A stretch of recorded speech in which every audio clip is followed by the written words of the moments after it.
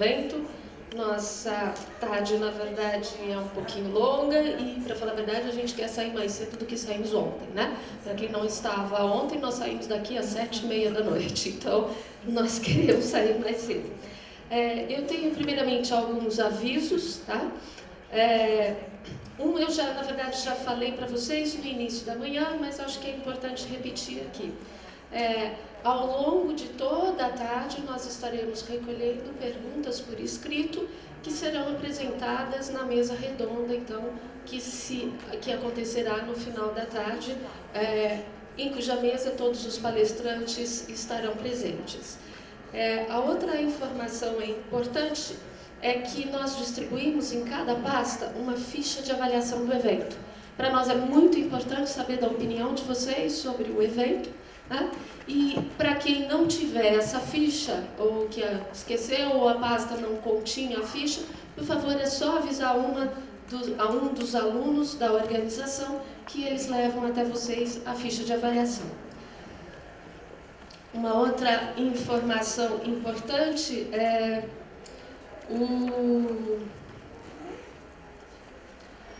como vocês sabem, as nossas palestras estão sendo gravadas, nós disponibilizaremos essas palestras no site do evento, depois de algum tempo, tem todo um prazo para edição e tudo mais, tá? Então, ao longo das palestras, peço mais uma vez que não sejam feitas perguntas para a gente não interromper o palestrante. E além disso, as meninas acabaram de me passar que todos os slides dos palestrantes estarão disponíveis no site do evento até o final da semana, provavelmente, né? E para aqueles palestrantes, inclusive, que já me pediram, estão representando suas instituições, gostariam de ter ou textos ou fotos para suas instituições, as meninas acabaram de me informar que esse material todo da cobertura do evento já está no site, tá? Então é só vocês acessarem o site do evento que esse material já está disponível lá. Vamos dar encaminhamento então à nossa programação. Só lembrando, para quem não estava de manhã, para quem não lembra, nós tivemos uma alteração de ordem de palestra, agora à tarde. Todos os palestrantes estão confirmados, mas a nossa programação original estava a palestra do representante do Ministério Público Estadual, seguida do representante da OAB. O Ministério Público nos solicitou a troca dessa ordem, nós consultamos a OAB. Na verdade, não foi possível trocar, porque essa afirmação não veio em tempo. A publicação da programação final foi feita antes desse retorno, mas nós consultamos, então, por consentimento da OAB, nós temos essa troca de palestras. Então, teremos primeiro a palestra da OAB, depois seguida a palestra do Ministério Público, em seguida um coffee break, aí nós temos mais duas palestras. A palestra do representante da Associação Brasileira de Águas Subterrâneas e depois do professor Chang da Unesp de Rio Claro. Ok, então vamos começar com a primeira palestra da tarde, que será proferida pela doutora Helena Clara Kaplan. Ela vai nos falar sobre particularidades jurídicas do uso de águas subterrâneas em Mato Grosso do Sul. A Helena é advogada, consultora e gestora de projetos, estudos, perícias e programas ambientais desde 1999. É especialista em direito ambiental, planejamento, gestão e educação ambiental. Atualmente é conselheira e secretária executiva do Conselho de Meio Ambiente de Campo Grande. Membro da Comissão Interinstitucional de Educação Ambiental de Mato Grosso do Sul. Presidente da Comissão de Meio Ambiente da OAB-MS e membro da Comissão Nacional de Direito Ambiental da OAB Federal. Só lembrando para os palestrantes da tarde de hoje, que eu acho que nenhum deles estava aqui na manhã, pelo que eu tive notícias, chegaram durante a manhã e alguns agora à tarde, inclusive. Nós temos, então, vocês podem checar, eu sou chata com horário, E nós temos, então, o nosso prazo, procurando atender o nosso prazo o máximo possível, para que a gente tenha uma boa mesa redonda e a gente não consiga se estender tanto quanto aconteceu ontem. Então, eu convido a representante da OAB, Helena Clara, para apresentar a sua palestra.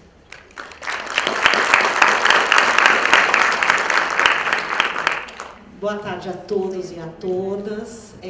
Gostaria, em nome da professora Sandra Garbas, agradecer ao convite, aqui representando a Ordem dos Advogados do Brasil, seccional de Mato Grosso, mas principalmente a nossa Comissão do Meio Ambiente. Falando de meio ambiente, assim, estendo o meu desejo de um evento maravilhoso aos participantes, aos ouvintes e àqueles que participaram de alguma forma no futuro, na verdade, mais que tratando do tema, se empenhando na resolução de problemas e na consolidação das ações relativas ao meio ambiente. Sei que aqui passaram outros palestrantes, infelizmente não pude assistir todas as palestras, mas para não ficar repetitivo, eu vou passar muitíssimo rápido em relação à legislação constitucional federal, para chegar do Estado, que é o objetivo do nosso debate nesse momento agora à tarde.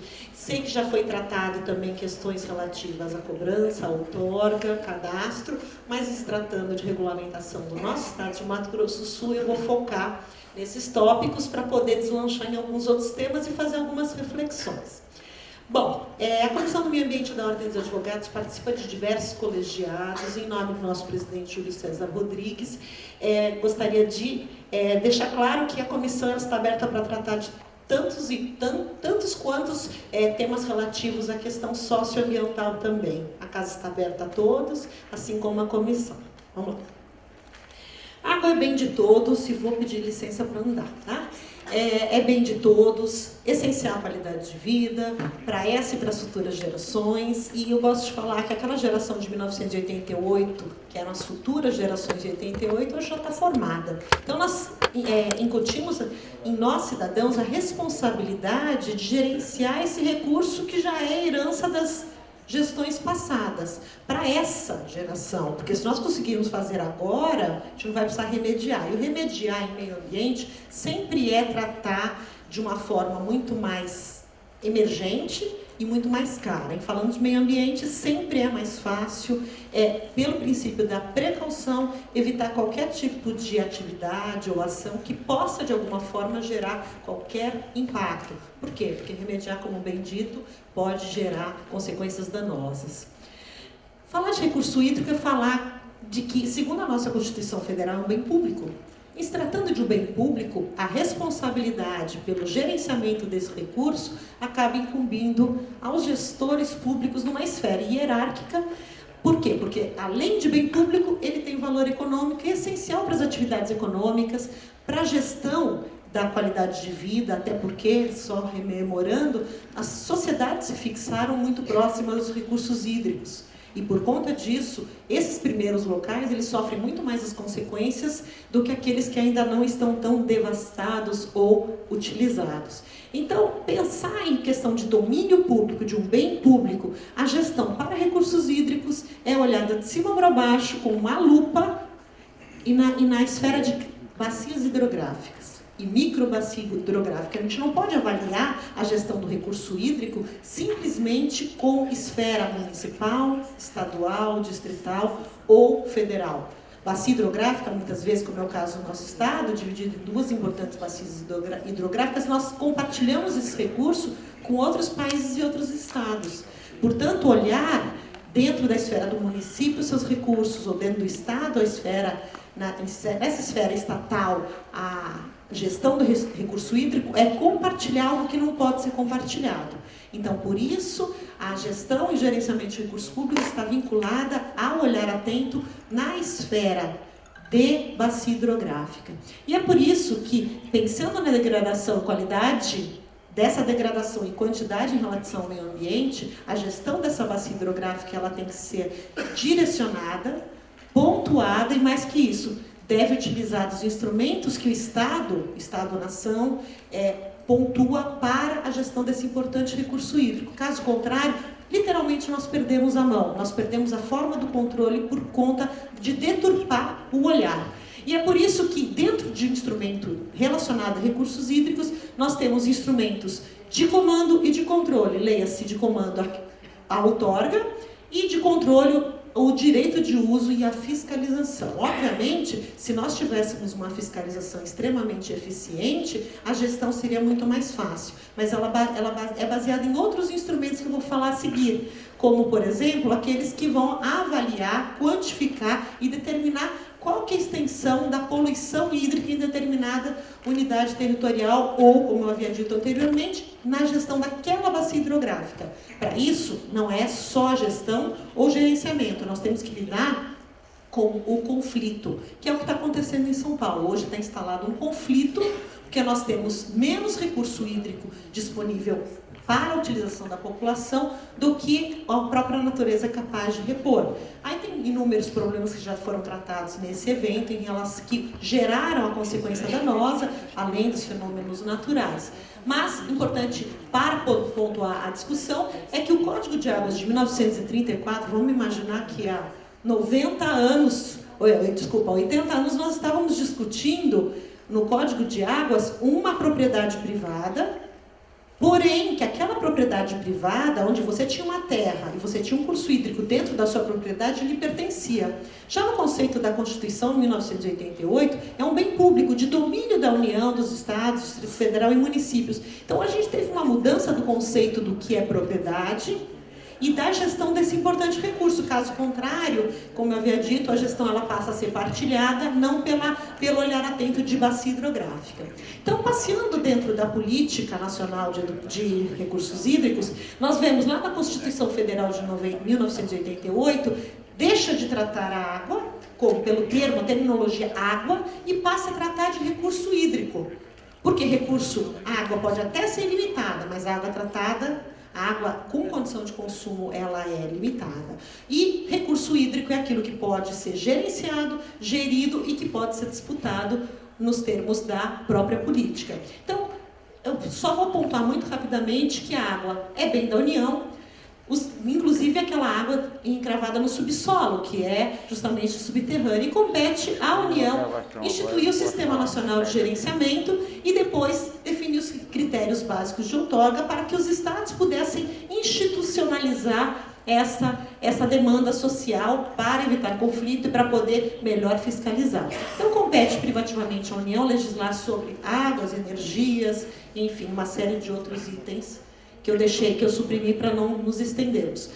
Ainda mesmo na mesma Constituição Federal, no artigo 23, determina que fiscalizar e explorar recursos hídricos é uma gestão compartilhada, baseada na autoridade maior, que é a União, que vai dentro da Agência Nacional de Águas. Uma palestra perguntaram: Clara, quem que é essa ANA que todo mundo fala, né? Então, para esclarecer melhor, a ANA é a Agência Nacional de Águas. Então, inclui entre bens dos estados as águas subterrâneas e as superficiais. Então, imagine que dentro da gestão de recursos hídricos, falar de água é falar de água confinada, é falar de água subterrânea, é falar de recurso hídrico. Dentro da política nacional de recursos hídricos, vejam bem, saímos da Constituição Federal, em que foi, pelo item constitucional, foi determinada uma política nacional. Então, vamos pensar naquela esfera política, plano, programa e ação, nós temos uma hierarquia de comandos e controles que vem determinados da União em direção aos estados, que podem, por delegação autonomamente, gerenciar aqueles recursos hídricos. E é por isso que reconhecer a água como recurso econômico e vital à qualidade de vida, e principalmente incutir que existe um valor real, porque se pensarmos no meu pai, no meu avô, a água estava tão disponível, tão facinha, que na verdade a gente não entendia que a água tinha esse valor que hoje está se discutindo só quando falta. Então nós temos um cenário em que tem uma disponibilidade tremenda, a gente nem sequer releva a questão, a possibilidade de nós disputarmos esse recurso. Fica tão distante os países que têm escassez de água, fica tão distante essa realidade, fica praticamente uma novela na TV, nós não conseguimos sentir esses efeitos. Aí quando chega em São Paulo, Minas Gerais e outros estados que estão tendo que trazer água de outras localidades distantes para abastecimento humano, nós começamos a sentir que o calo está doendo, aí o problema se aproxima, aí nós temos que correr atrás do prejuízo. Então, é necessário incentivar incentivar não só essa valorização do recurso hídrico, mas também a racionalização do uso. Não basta valorizar, não, eu pago, eu posso, eu faço. É racionalizar, por quê? Porque nós temos um compromisso com toda a sociedade. E o dever de agir ou de se omitir na ação, implica em reflexo imediato ao outro. E por isso que a União, os estados, os municípios precisam se capitalizar para gerenciar esse recurso hídrico, para gerar fontes de financiamento para a recuperação, que é o que acontece, por exemplo, em Campo Grande. Campo Grande tem suas áreas de preservação ambiental, principalmente aquelas relacionadas aos mananciais que abastecem a própria capital, e que hoje paga por serviços ambientais. O PSE é um instrumento novo da nossa legislação que paga ao proprietário, na verdade, o pagamento, eu falo de pagamento, mas na verdade é quase que um incentivo para que o proprietário rural aplique aquele recurso e demais recursos na sua própria propriedade para recuperar as margens dos córregos, porque o benefício é de todos. Vocês conseguem destacar a importância disso tudo? Como que um proprietário particular de uma área que está lá na margem do manancial, por exemplo, fazendo saltinho da APA do Guariroba, recebe dinheiro para investir em recuperação ambiental na sua propriedade?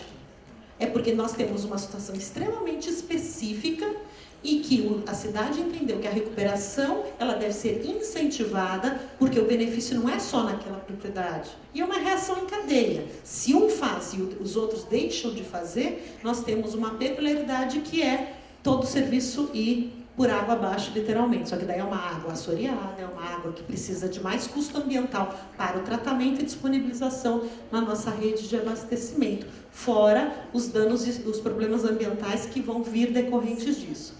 E é por isso que dentro da política foi criado um Sistema Nacional de Gerenciamento dos Recursos Hídricos e que a ANA, que lá em 2000 instrumentalizou, pelo menos textualmente, esses instrumentos, dividindo em planos de recursos hídricos, é como tem que ser realizada a política, o enquadramento dos corpos d'água para saber, por exemplo, o lançamento de efluente, qual que é a capacidade de recuperação natural ou de depuração daquele curso hídrico, daquele efluente, daquele esgoto, daquele material que foi diluído e jogado em seu leito, para ver o quanto que a natureza consegue combater aquela espécie de poluição.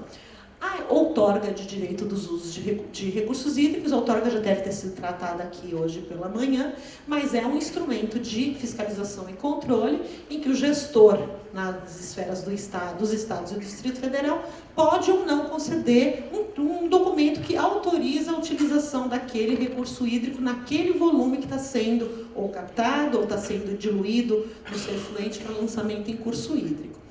A compensação aos municípios e o sistema de informação. O sistema de informação é extremamente importante porque sem o diagnóstico, sem sabermos precisamente qual que é o nosso cenário, nós não conseguimos sequer planejar o uso e investimento em relação a recursos, gerenciamento de pessoas e de ações para obter os resultados que estão lá, pelo menos em tese, planejados.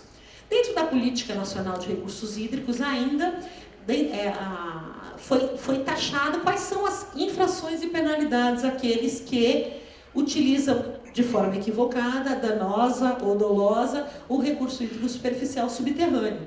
Derivar, o que é derivação? É você pegar uma água, desviar ou para fazer uma represa, um açude, iniciar uma implantação ou implantar um empreendimento com a derivação desse recurso, utilizar os recursos naturais, executar obras ou serviços relacionados em desacordo com aquilo que foi estabelecido na outorga. A outorga é quase uma carteira nacional de habilitação. Você tem que usar óculos, se você tiver na carteira que você precisa de óculos e não utilizar óculos, é uma infração, porque você tem aquele pré-requisito. A outorga é mais ou menos a mesma coisa. Na essência, aliás, é exatamente a mesma coisa. Você tem uma autorização, que é um título que pode ter uma temporariedade e pode ser cassado a qualquer tempo, havendo alguma infração.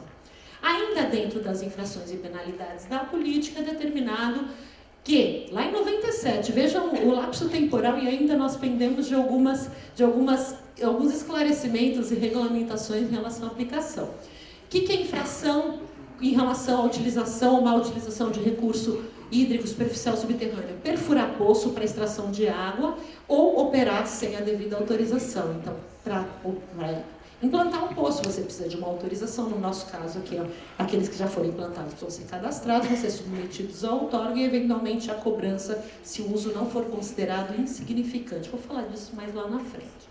Fraudar a medição do volume, por quê? Lembram que eu falei do cadastro? Quando você cadastra, você como usuário de recurso hídrico, você diz, olha, eu sou uma usuária, eu capto de tal curso hídrico, eu uso determinado volume, eu lanço tanto, eu preciso de tanta água para diluir o meu efluente, o meu esgoto.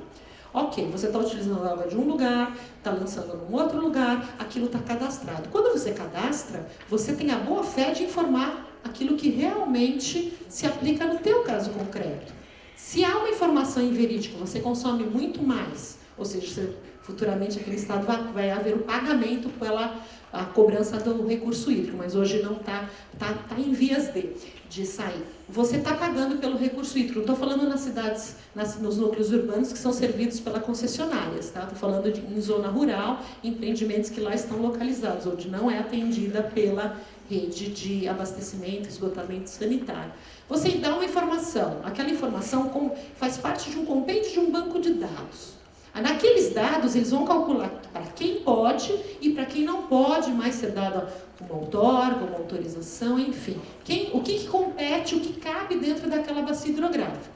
Se você dá uma informação errada, você pode gerar um conflito de uso dentro daquela localidade. Então, você tem um volume de água, você tem que ter um volume residual para o próprio curso hídrico se manter, se sustentar. Se você usar além, você pode gerar consequências extremamente danosas. E obstar ação fiscalizatória. Ainda dentro da política nacional, ela determina que cada estado gerencie, crie, instrumentalize e opere a sua política estadual de recursos hídricos. E foi que Mato Grosso do Sul, em 2002, criou a sua política, tendo por finalidade assegurar a disponibilidade de água para todos os usuários e gerações. Então, basicamente, está lá dentro do reflexo da política nacional. Não gerar conflito, ter água em quantidade, em qualidade, cadastrada, eventualmente cobrada no futuro, mas que esteja sendo regulada como uma agência de regulação para esse importante recurso que está na esfera estadual. Promover a compatibilização, não só da responsabilidade, mas também com vistas à sustentabilidade, de tentarmos, pelo menos em tese, consumir menos da natureza do que ela é capaz de nos fornecer, para não exaurir. Promover a defesa e a prevenção de eventos hidrológicos. Então, no caso de uma escassez, no caso de uma chuva excepcional, da contaminação de um curso hídrico, não enfrentar situações panoramas como, por exemplo, a sociedade paulistana hoje está enfrentando. O Grande São Paulo está em caos.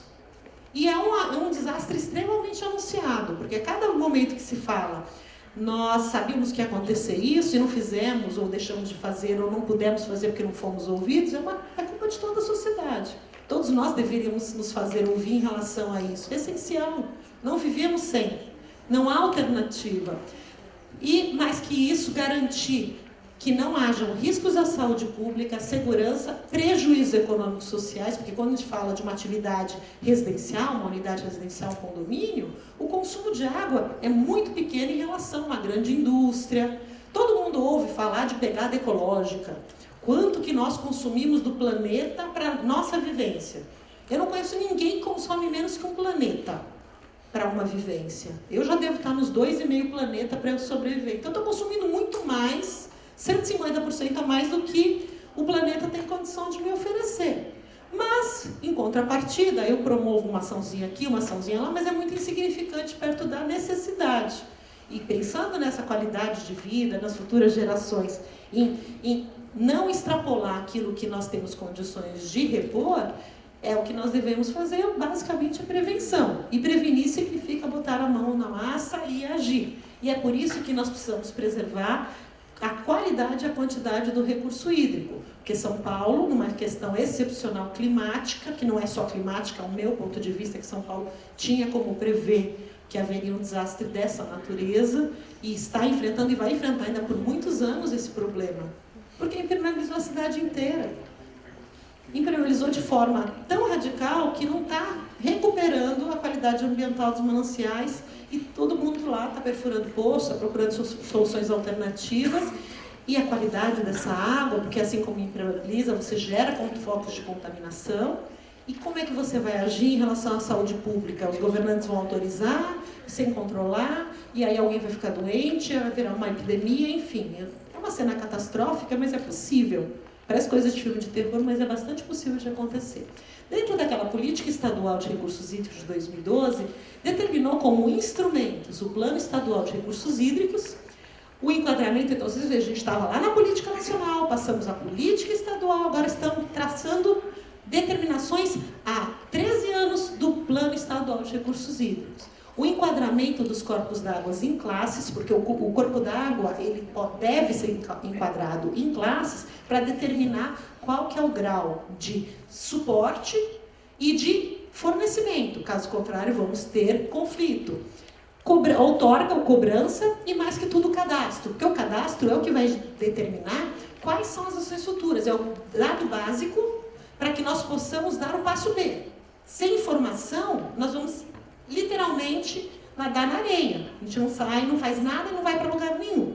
Dentro do Sistema Nacional de Recursos Hídricos da Federação, também determina que o banco de dados do Estado seja repassado. Então, é um banco de dados único, nacional, que se alimenta com as informações do Estado. O cadastro você faz localmente, no Estado onde você vai fazer o teu cadastro, que vai alimentar o banco de dados nacional. E, nacionalmente, a Agência Nacional de Águas, o Ministério do Meio Ambiente, enfim, se criar uma comissão, vai estudar esses dados para compatibilizar os usos. Porque, como eu disse, uma bacia hidrográfica ela pode compartilhar mais de um estado, mais de um município, mais de um país. E gerenciar já na esfera nacional é difícil, porque nós somos alimentados por bacias hidrográficas que extrapolam a unidade do território brasileiro. Então, melhor dizendo, o impacto ambiental causado na bacia hidrográfica e por uma outra nação pode impactar a qualidade do nosso curso hídrico aqui, porque a água ela não é um sistema fechado, ela está toda interligada. E é por isso que, dentro do sistema nacional e depois do estadual, nós temos um banco de dados de informações que se consolidam desde do local da captação até a denominação daquele local da captação, porque às vezes a gente tem cursos hídricos que têm mais de um nome, e dentro dos cadastros, às vezes ele aparece como córrego inominado, ou como córrego sem nome, ou às vezes ele tem mais de um nome, então gera uma confusão, e nisso já o referenciamento contribui muito. A localização, a atividade ou a intervenção que está sendo feita, por exemplo, a derivação, que é você barrar o rio, ou você transportar aquela água por meio de equipamentos para uma outra localidade, captar aquela água e lançar os seus efluentes. Quando se fala de lançamento do efluente, você precisa de água, por isso você precisa do cadastro. Clara, como assim? Eu entendi. Eu vou lançar meu efluente, eu preciso do cadastro? Porque você provavelmente vai precisar de água para diluir o seu efluente. Caso contrário, você pode ser incurso no crime ambiental, dependendo do produto, do efluente que você está lançando. Ele precisa de uma diluição. Se pensar numa indústria sucroalcooleira, numa estação de tratamento de esgoto, até que aquela água está num nível aceitável de materiais particulados, demanda bioquímica de oxigênio, precisa baixar esses volumes para poder lançar no curso hídrico, senão você gera uma poluição, e essa poluição somada com outras poluições que são lançadas pode gerar até muito mais que um crime ambiental, pode ser uma catástrofe. Para a cobrança é necessário não só saber onde é a captação, mas que forma de consumo você está utilizando, e tudo isso para alimentar o banco de dados. O lançamento e, eventualmente, a transposição daquele curso hídrico, que você tira de uma localidade e passa para outra. Eu colei aqui, está muito pequenininho, mas eu gosto muito de ler sumário. Com sumário eu entendo, faço pelo menos uma visão universal daquele documento para poder organizar as ideias na minha cabeça. E esse é a nossa política estadual de recursos hídricos. Então vocês vão ver lá que tem desde a base territorial até a jurídica, o contexto natural daqueles recursos humanos que estão envolvidos, o contexto econômico, as demandas por recursos hídricos são divididas em categorias, em classes, e o balanço hídrico que vai ser feito. Aqui na folha 2 é a continuação do sumário. Vai determinar o que é qualidade de água, quais são os índices e os valores que são determinados, Qual que é a criticidade em relação ao planejamento e gerenciamento do recurso? O que você pode considerar como crítico ou como subcrítico? Os cenários para 2025, então vamos imaginar, lei de 2002, 2025, então você pensava numa prospecção muito maior do que estava naquela data em que foi elaborado o instrumento. E nisso, daqui 10 anos, nós já temos metas que devem ser cumpridas. E lógico que competências e cronogramas, né? Que isso não adianta planejar sem poder executar. Dentro do plano estadual, nós temos como objetivo implementar a política estadual. Então, nós saímos da política, entramos no plano para determinar que devem ser observadas as diretrizes da política nacional. Caso contrário, nós vamos ter conflito entre informações, banco de dados e objetivos. O diagnóstico da situação, importantíssimo além do cadastro, é que com o cadastro a gente gere um diagnóstico, que é o retrato da realidade de Mato Grosso do Sul, que com ele nós podemos avaliar, por exemplo, o estado de Goiás, o estado de Mato Grosso, qual a situação, porque nós não podemos, inclusive, determinar outorga, autorização de uso de um recurso, sem considerar o nosso vizinho do estado de cima, se tratando do mesmo curso hídrico, né? A avaliação das alternativas de crescimento, a gente faz uma prospecção em relação aos usos para poder pensar na medida do futuro, como é que vai se desenvolver essa captação, essa utilização, esse lançamento, para prever cenários futuros e evitar, lógico, conflitos. Pensando, inclusive, nas atividades econômicas industriais, funcionando simultaneamente.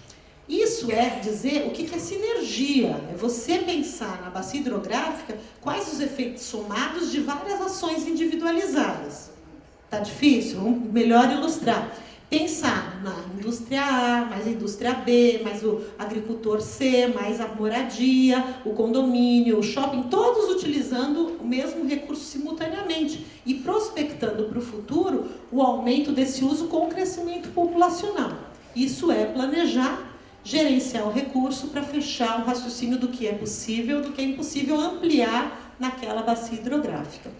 Criar metas de racionalização, isso daí está muito incutido dentro da educação ambiental. Em Mato Grosso do Sul está com a política estadual de educação ambiental pronta, só falta o pontapé final, que é o governador se manifestar a respeito, para nós gerenciarmos também como que vai funcionar toda essa racionalização, como vai se operacionalizar essas campanhas para educar a população para as questões socioambientais.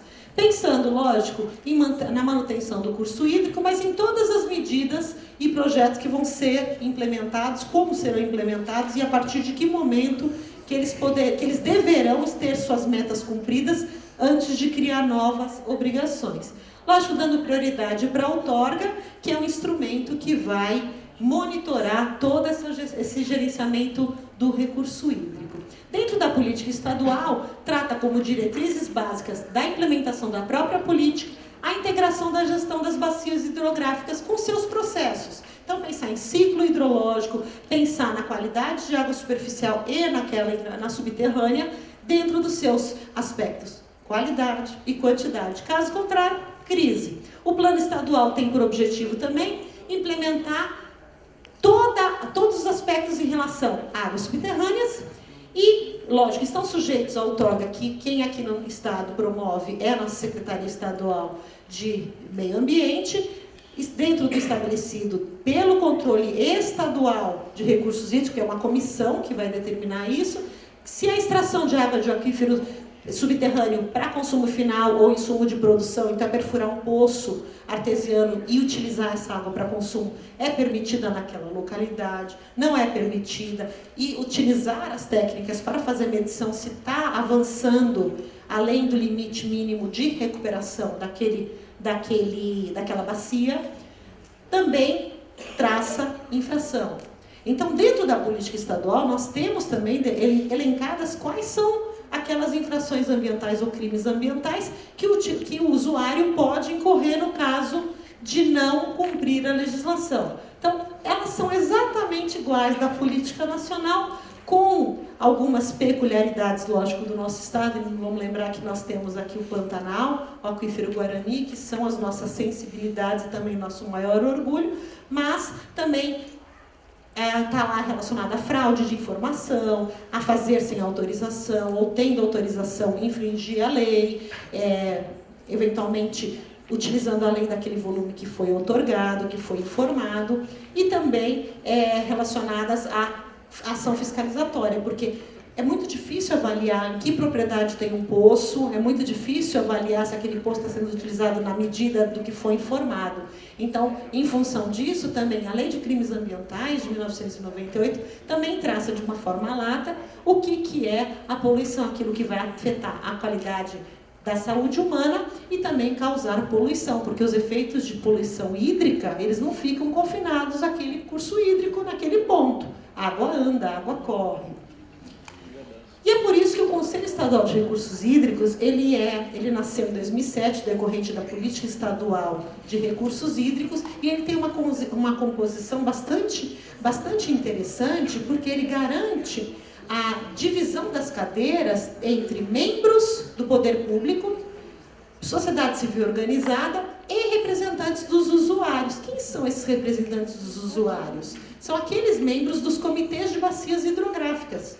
Aqui no estado nós temos comitês de bacias hidrográficas, Ivinhema, temos do Miranda, e dentro do Conselho Estadual de Recursos Hídricos, nós temos câmaras técnicas. Dentro das câmaras técnicas de instrumentos de gestão de recursos hídricos, nós vamos tratar do regulamento interno, da criação dos comitês de bacias hidrográficas, da instituição desses importantes colegiados que vão gerenciar no local, naquela bacia hidrográfica, como é que está sendo compartilhado o recurso hídrico, além de assuntos legais e institucionais, que é uma outra câmara técnica que vai tratar da legalidade, das formas que vão ser administradas e fiscalizadas, os instrumentos de gestões, e também que vai emendar ou alterar qualquer um dos itens da política estadual de recursos hídricos, bem como definir o enquadramento, a alteração do enquadramento de cada curso hídrico, como recentemente foi feito no Rio Anhanguí, que ele teve a classificação dele alterada para receber uma capacidade maior de efluentes, né?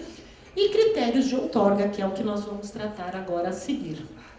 Pronto. Cadastro de usuários de recursos hídricos. O cadastro, como eu disse, é uma demanda da Agência Nacional de Águas, que vai determinar que todas as informações sejam consolidadas num banco de dados e compartilhadas, porque sem isso nós não podemos gerenciar o planejamento e a fiscalização. Então, dentro desse cadastro nacional, nós vamos ter os diagnósticos, qual é a situação retrato atual, prever a evolução de todos os usos compartilhados simultaneamente, otimizar os instrumentos de gestão, de gerenciamento, enquadramento, inclusive cobrança, porque eventualmente você tem escassez de um lado, você tem fartura do outro, e você tem que atender não só quem está com falta, mas também gerenciar quem está com fartura para você eventualmente redirecionar aquele recurso hídrico para uma outra localidade. São Paulo está querendo buscar recurso hídrico, parece que é mais de 70 quilômetros do centro de São Paulo. Quanto que custa isso em infraestrutura, o quanto que isso numa ação emergencial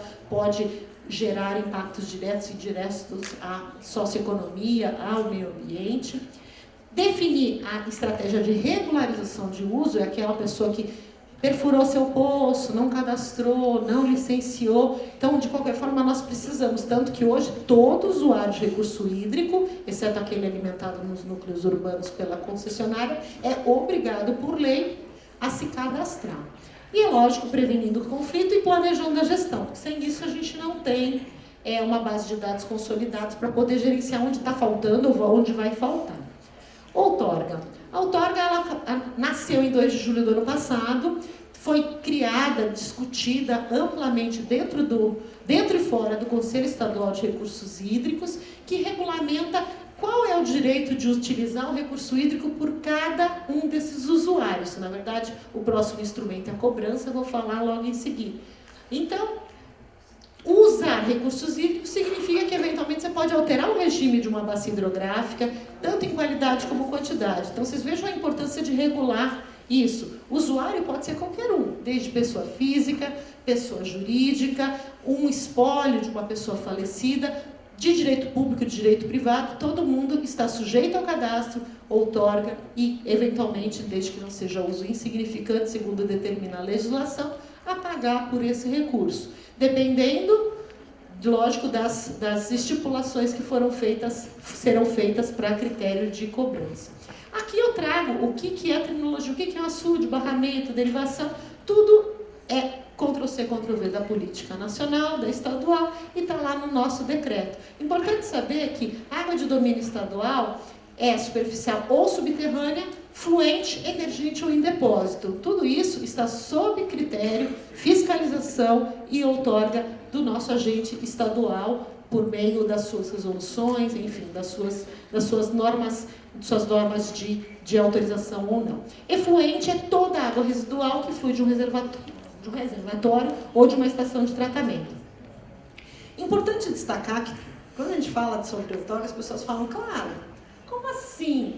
A gente tem água para diluir o efluente que você falou, para não contaminar o curso hídrico ou diminuir o potencial de contaminação, certo? Isso significa que o corpo hídrico precisa ter uma avaliação para saber se ele pode suportar ou não o lançamento. Caso contrário, aquela atividade industrial, comercial, ela pode ser proibida para aquele lançamento, senão nós podemos entrar em crise hídrica por conta da contaminação ou até pela falta do abastecimento de água. E como que a gente avalia isso?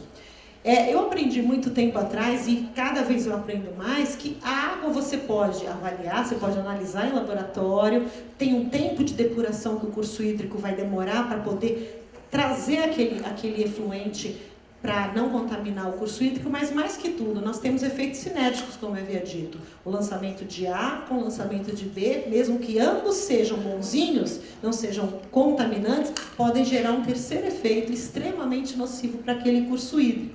Então, por isso que nós precisamos, além do cadastro, precisamos saber qual é o tipo de lançamento que está sendo feito, qual a quantidade, para consolidar todos esses lançamentos dentro do mesmo curso hídrico. Então, assim como a gente avalia se a fonte onde a gente vai abastecer vai dar para todo mundo, nós precisamos saber e ter certeza absoluta, ter certeza científica que o lançamento não vai interferir todo aquele ecossistema. E, por fim, os instrumentos de outorga, fiscalização e cadastro estão aí.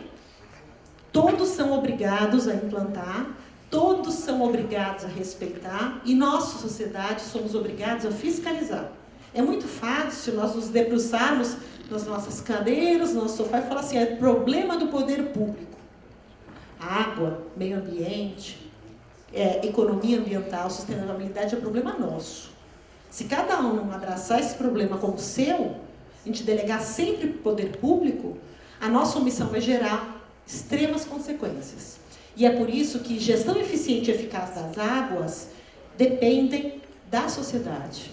Depende de vocês se levantarem da sua zona de conforto, participarem dos órgãos colegiados, tomar as decisões em conjunto com o poder público, porque senão a gente só lamenta depois. E é por isso que bacia hidrográfica a gente vê de uma visão angular, de cima para baixo. Precisamos ver aquele complexo todo, como que ele está funcionando, se ele está se equilibrando, se está se reequilibrando e se ele tem potencialidade de ampliar seu uso, seus lançamentos, para não gerar conflito e desastres ambientais.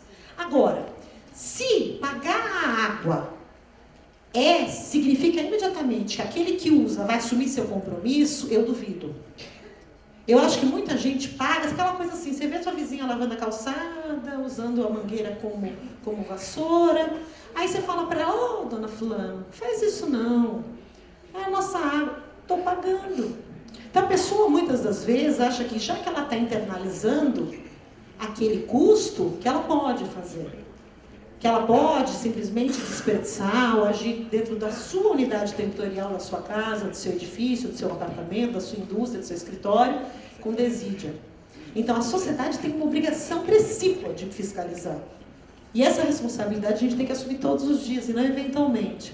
Então, disponibilidade hídrica, é possível avaliar? Nós temos técnicas de avaliar, sim. Existem testes de bombeamento, existem análises laboratoriais, para a gente avaliar não só a qualidade, mas a quantidade também. E é possível até descobrir se está tendo um uso excessivo, se ainda vai sobrar uso para o futuro. E é por isso que na avaliação da recarga do aquífero, que é aquela resposta, você utiliza a água do aquífero, aí a água chove, você reidrata, pela percolação, pela permeabilidade, aquele recurso para o subsolo, que é o que não aconteceu em São Paulo. Está tudo impermeabilizado, a gente não teve essa infiltração. Então, não repousa aquela qualidade de água e nem aquela quantidade. A vazão máxima sustentável de recarga é o que vai determinar o que pode e o que não pode. E superexplotação leva... O que é? Usar demais a água, você leva a exaustão do teu recurso hídrico. A natureza também reclama. Só que ela dá sinais. Muitas vezes a gente não está preparado para ouvir esses sinais. E mesmo que ouvindo, a gente não está pronto para dar o feedback imediato e tomar medidas imediatas para a não exaustão do recurso. Então, harmonizar critérios da aplicação desses instrumentos, de forma que a gestão seja de forma isonômica, mas não desequilibrada. Porque pode haver, dentro da política nacional, que políticas estaduais, uma competindo com a outra, facilitem. Quando a gente pensa assim, isoladamente no empreendimento aqui em Campo Grande, no centro do estado, é fácil.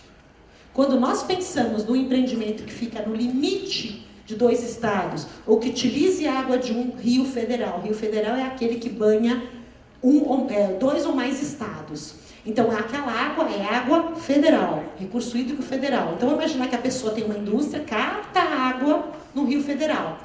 E dependendo do grau de exigência do órgão estadual para outorga e cobrança, ele resolve lançar o efluente dele no estado A ou no estado B. Então, esse critério precisa ser equinânime em todos os estados para a gente não gerar justamente isso. A flexibilidade do bem-estar, da quantidade e qualidade da água disponível para a sociedade. Então, por isso, pensar em crise, a gente pode até pensar numa situação ainda pior, de um empreendimento que esteja localizado no exterior, no Paraguai, por exemplo, que utilize água de um rio federal e que faça seus lançamentos no rio estadual. Só que o empreendimento é de fora. Como é que nós vamos fiscalizar? Aí acordos internacionais e vai entrar o direito internacional para regular essa situação. Agora, quem outorga a água no caso de um conflito não tem responsabilidade? Todos nós temos responsabilidade, mas os órgãos gestores têm extrema responsabilidade. Então, regras equiparadas, a mesma rigidez e o mesmo tratamento são essência de tratar a nossa água como deve ser tratada. Como essência, como vida, como futuro. Sem ela, não vai ter ninguém aqui na próxima geração. Vamos discutir isso agora. Vamos fiscalizar agora, vamos gerenciar agora. É a nossa extrema obrigação. Muito obrigada.